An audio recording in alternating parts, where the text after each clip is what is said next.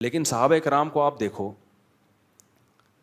گرمیوں میں اتنے روزے رکھتے تھے نا، نفلی، یوز ٹو ہو گئے تھے وہ، میدان جنگ میں لڑ بھی رہے ہیں یار، تلوار اتنی بھاری ہاتھ میں اٹھا، اور ان کے ہاں یہ خوراکیں نہیں تھی ہائیجینک جو آج کل ڈاکٹر بتا رہے ہوتے ہیں، اتنی کیلوریز اور اتنے پروٹین اور کیٹو ڈائٹ اور فلانی ڈائٹ اور ڈمکانی ڈائٹ، کچھ بھی نہیں، کھجور اور گوشت بس، تیسری کوئی چیز، اور جو کھجور گوشت، گوشت کبھی ہفتے میں ایک آدھ دن مل گیا، اور چربی کھاتے تھے، یہ کوکنگ آئل نہیں کھاتے تھے وہ تو۔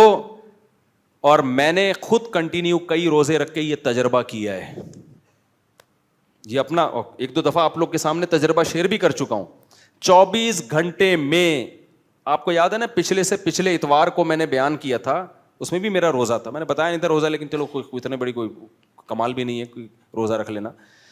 رات 10 بجے میں نے کھانا کھایا، گرمی میں، گرمی کے روزے میں، اگلے دن مغرب میں ایک کھجور یا چند کھجورے سے روزہ افطار کر کے میں نے 2-2.5 گھنٹے کا بیان کیا ہے، اس کے بعد جا کے کھانا کھایا۔ تو کوئی یہ نہیں بتانا مقصد کہ میں بہت پاورفل ہوں یا میرے اندر بہت زیادہ برداشت ہے، ایسا نہیں ہے۔ جب آپ نے کھوپڑی میں بٹھا لیا نا کہ یہ کرنا ہے تو سب کچھ ہو جاتا ہے، کوئی ویکنیس نہیں، کوئی کمزوری محسوس نہیں ہوتی انسان۔ جس طرح آپ کا باڈی کو عادی بناؤ گے، باڈی اس کی عادی بن جائے گی۔ تو صحابہ کرام میں بعض صحابہ بہت روزے رکھتے تھے، حضرت جابر بن عبداللہ رضی اللہ عنہ تھے یا معاذ بن جبل تھے، نام میں صحابی کا بھول رہا ہوں، ان کی جب موت کا وقت آیا نا تو وہ رونے لگے۔ لوگوں نے کہا شاید اب اپنے بچھڑ رہے ہیں تو اس لیے رونا آ رہا ہے، انہوں نے کہا نا نا نا نا، انہوں نے کہا کہ مجھے رونا اس پر آ رہا ہے، اللہ کو خوش کرنے کے لیے شدید گرمیوں میں روزے رکھا کرتا تھا، پیاس برداشت کیا کرتا تھا، بھوک برداشت کیا کرتا تھا، اس کا اپنا ایک مزہ تھا۔ اب یہ مزے، اب کھانے پینے کے مزے تو ہو سکتے ہیں جنت میں ہوں، یہ جو بھوک پیاس برداشت کرنے کا جو مزہ تھا نا اللہ کے لیے، اس مزے سے محروم ہو رہا ہوں، عمل کا دروازہ کیا ہو رہا ہے؟ بند۔ یہ وہی بات ہے جو میں نے ابھی کہی تھی کہ جو کام مشکل ہوتا ہے نا، آپ جب کرنا شروع کرتے ہو تو پہلے دن زیادہ مشکل، دوسرے دن تھوڑا کم مشکل۔ آپ روزہ رکھ کے دیکھو نا، 3 روزے اکٹھے رکھو، پہلے دن بہت مشکل لگے گا آپ کو، روزہ اٹھا ہی نہیں جائے گا سحری میں، جتنی مرضی نیت کرو، صبح آدمی کہے گا یار میں پاگل ہوں کہ اچھا بھلا چل رہی ہے ہنسی خوشی زندگی، بلا وجہ میں روزہ رکھ لوں، یہ شیطان آپ کو یہ کہے گا۔ لہذا 6 مہینے سوچنے میں گزر جائیں گے آپ کے، ٹھیک ہے نا، ہمت نہیں ہوگی۔ لیکن ایک دن رکھ لیا آپ نے، ہو سکتا ہے دن میں 6-7 دفعہ خیال آئے کہ کل نہیں رکھنا بھائی، لیکن جب آپ افطار کرو گے نا تو آپ کہو گے یار تھوڑی ٹینشن اٹھا کے کل بھی رکھ لیتا ہوں۔ ٹینشن ہوگی اس میں بھی، پہلے دن کی نسبت کم ہوگی، تیسرے دن اور کم ہوگی۔ تو جب عادت ڈال لیتا ہے انسان تو پہلے اسٹیپ میں ٹینشن ختم ہوتی ہے، مزید کنٹینیو کرتا رہے تو وہ ٹینشن کے بجائے مرغوب اور لذیذ بن جاتی ہے۔ تبھی حضرت جابر بن عبداللہ کو کیا ہو رہا ہے؟ غم ہو رہا ہے، غم ہو رہا ہے کہ بھائی یہ تو نعمت مجھ سے چھوٹ گئی۔ میں پشاور میں تھا نا، ایک بزرگ کی بات تھی، بڑا ایک پٹھان تھا، بڑا مجاہد تھا، رشیا کے دور میں بہت جہاد کیا اس نے، بڑے بوڑھے ہو گئے تھے، وہ 99-90 سال ان کی عمر۔ ہم کھانے پہ بیٹھے ہوئے تھے تو میں بیٹھا ہوا تھا تو کسی کو ہو گیا، ٹاپک چھیڑ دیتے ہیں نا لوگ، آٹو پہ ہو گئے ہیں، اب جہاں میں بیٹھا ہوں خود ہی 4 شادیاں چھیڑ دیتے ہیں۔ تو وہ 90 سال یا 80 سال کے بزرگ تھے، ان سے کہنے لگے بھائی آپ بھی 4 شادیاں کر لو، یہ کر لو وغیرہ وغیرہ نا۔ میں چپ بیٹھا ہوا ہوں خود ہی، تو بزرگ نے ایک بڑی مزے کی بات کی، کیونکہ وہ افغان جو رشیا کے خلاف جہاد میں بہت لڑائی لڑی تھی اس نے۔ کہتا ہے مزہ صرف 2 چیزوں میں اللہ نے رکھا ہے، مزہ صرف 2 چیزوں میں۔ یہ میں بتا رہا ہوں جب انسان کی فطرت ٹھیک ہو جائے تو کیا سوچ ہوتی ہے۔ کہتا ہے خدا کی راہ میں لڑنے میں جب پتا ہو کہ کوئی بھروسہ نہیں ہے کب مر سکتے ہیں، اس وقت یہ جذبہ نا انسان کو کہ یار میرا اللہ مجھے اس کنڈیشن میں دیکھ رہا ہے۔ اگر اللہ سے محبت ہوگی تو پھر یہ باتیں سمجھ میں آئیں گی، محبت نہیں ہوگی پھر نہیں آئیں گی سمجھ میں۔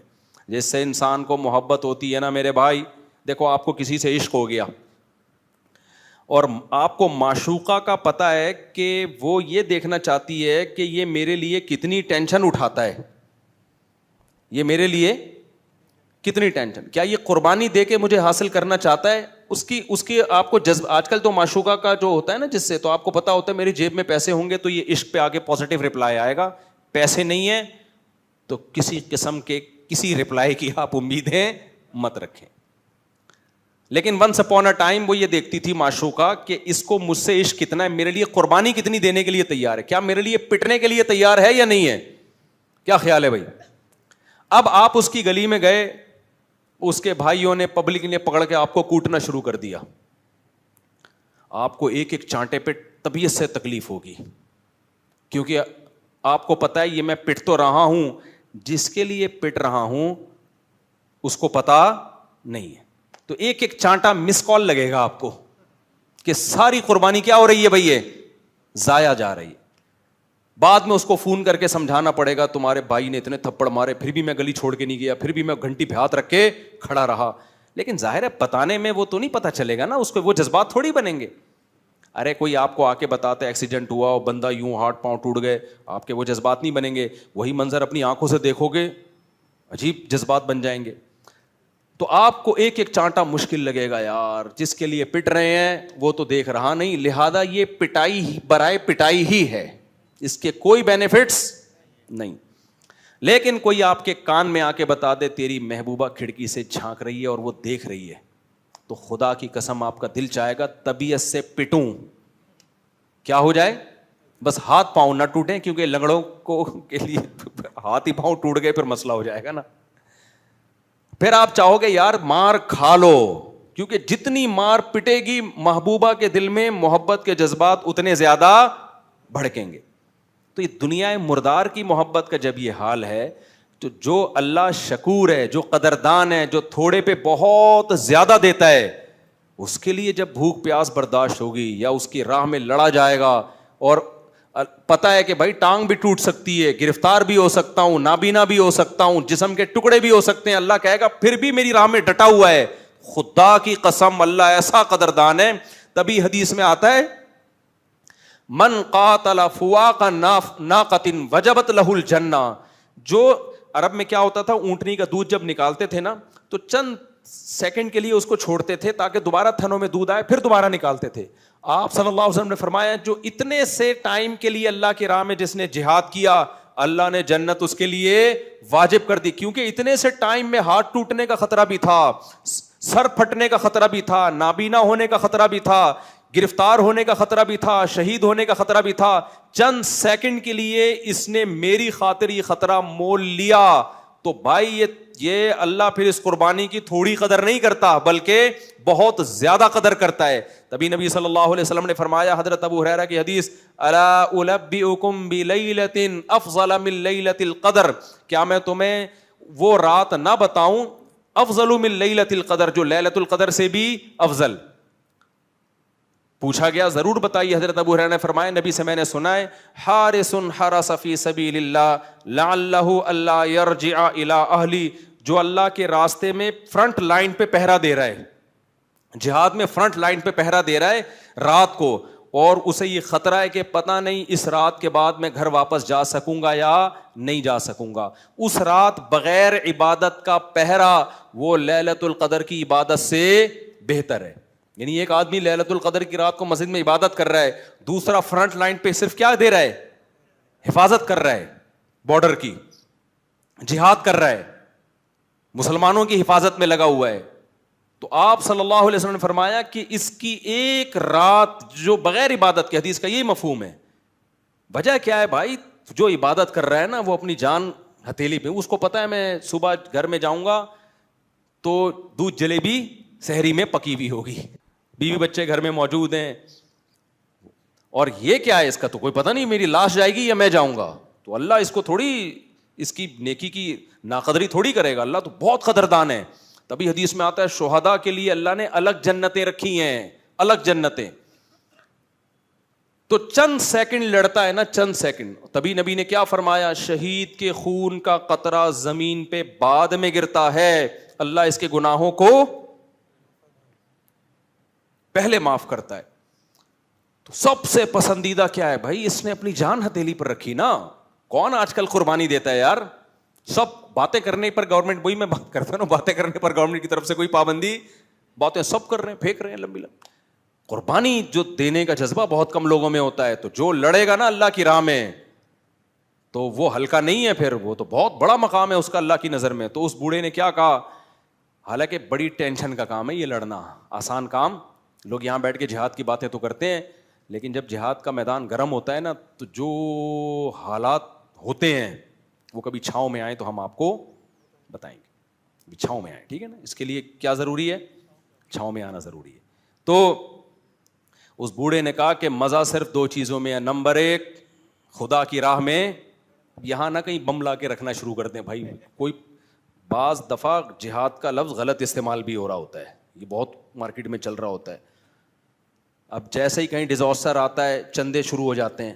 زلزلہ آیا تھا نا, بہت سے لوگوں نے زلزلے کے نام پہ چندے لینا شروع کر دیے, وہ اپنے پیٹ بھرنا شروع کر دیا انہوں نے. آپ پہلے دیکھو تو صحیح, یہ چندہ تو دیا جائے گا, زلزلہ زدگان کو بھی دیا جائے گا, لیکن یہ بندہ ریلائبل ہے بھی کہ نہیں ہے. تو ایسے ہی جہاد میں بھی یہ دیکھا جائے گا, ایسا نہ کوئی بھی آپ کے جذبات کو استعمال کر کے غلط استعمال کروا لے. تو اس بوڑھے نے کیا کہا, یہ میں اپنے بیان میں کئی دفعہ بتا چکا ہوں, لیکن اس بوڑھے نے جس جذبے سے کہا نا یہ, اس کی لذت اب تک میں اپنے کانوں میں محسوس کرتا ہوں. بڑا مزہ آتا ہے. بعض بیان مختصر ہوتے ہیں لیکن ایسے مؤثر ہوتے ہیں, ایسے درد سے نکلے ہوئے ہوتے ہیں کہ ہمیشہ یاد رہ جاتے ہیں. تو ایک اس نے یہ کہا کہ اللہ کی راہ میں جب انسان لڑ رہا ہوتا ہے نا, اور خطرہ ہوتا ہے کہ کچھ بھی ہو سکتا ہے, وہ لذت کہیں بھی محسوس بولو نہیں ہوتی. دوسرا اس نے کہا جب بھوک اور پیاس لگی ہوئی ہو اور انسان دسترخوان پہ افطاری کے لیے بیٹھا ہو. ڈائٹنگ کرنے والے ڈاکٹروں کے مشورے پہ بہت ملیں گے آپ کو, کیا خیال ہے بھائی, بہت ملیں گے آپ کو. اللہ کے لیے روزہ رکھنے والے مارکیٹ میں کم ہیں.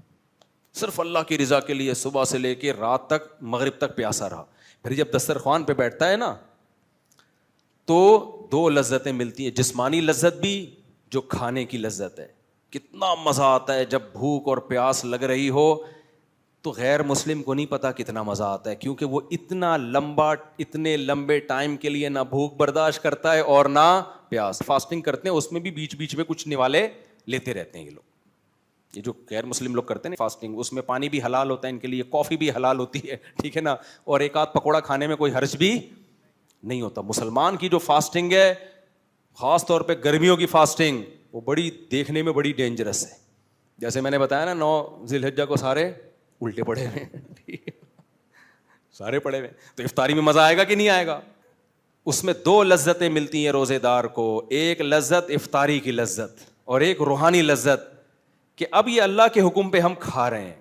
اللہ کہہ رہے ہیں اب تمہارے لیے کیا ہو گیا, کھانا اور پینا حلال.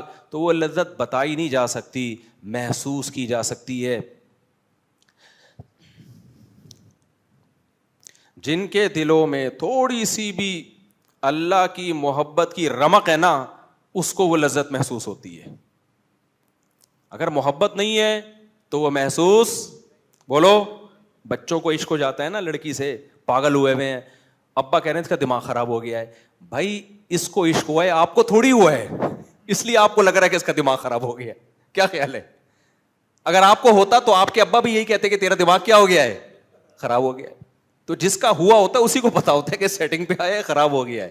تو جس کو محبت ہوتی ہے اس کو جذبات کا پتا ہوتا ہے, جس کو نہیں ہوتی بھائی اس کو سمجھاتے رہو, اس کی کھوپڑی میں بات نہیں آئے گی. اس لیے صوفیہ کرام اس کی کوشش کرتے ہیں اللہ کی محبت پیدا کر لو تو بہت ساری لمبی چوڑی تقریروں سے بچ جاؤ گے, آٹومیٹیکلی بہت سی باتیں سمجھ میں آنا شروع ہو جائیں گی.